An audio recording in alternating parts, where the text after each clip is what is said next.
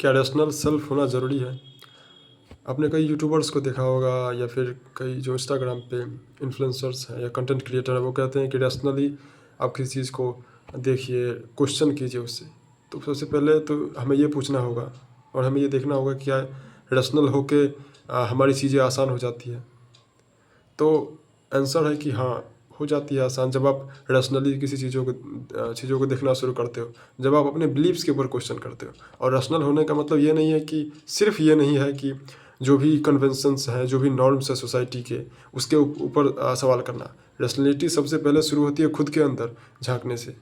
और यही सबसे प्रॉब्लमैटिक चीज़ होती है कि आदमी दुनिया भर के खामियाँ निकाल लेता है सोसाइटी में, किसी देश में, किसी आदमी में, किसी लीडर्स में। जो भी पॉलिटिशियन उस देश को चला रहा है, जो जिस देश में वो आदमी रह रहा है, उसमें वो हज़ार खामियाँ निकाल सकता है, उस पे काफ़ी टिप्पणी कर सकता है, उस पे किताबें लिख सकता है। लेकिन सबसे बड़ी प्रॉब्लम आती है जब वो आदमी अपने खुद सेल्फ को देखना शुरू करता है, तब प्रॉब्लम शुरू होती है। क्योंकि वो एक्सेप्ट नहीं करना चाहता है अपनी, वो बस दूसरे को क्रिटिसाइज़ करना चाहता है, वो उसी में मज़ा पाता है, उसे बहुत एक आनंद आता है दूसरे को क्रिटिसाइज़ करने में।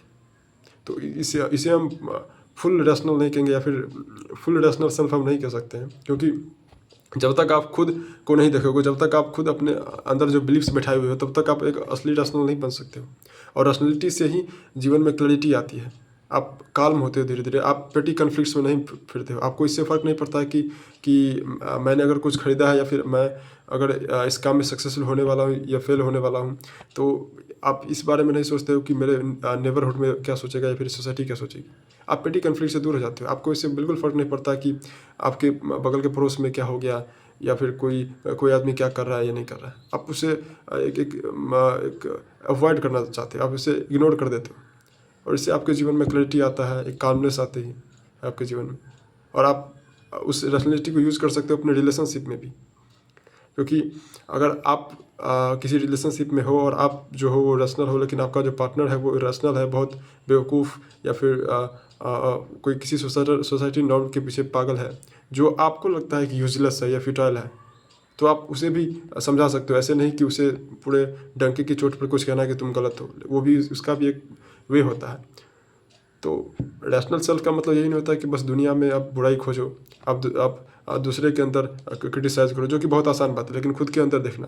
क्योंकि जब आप खुद के अंदर देखना शुरू करोगे, तभी एक जो रैशनल सेल्फ है जो आपके अंदर वो निकलेगा।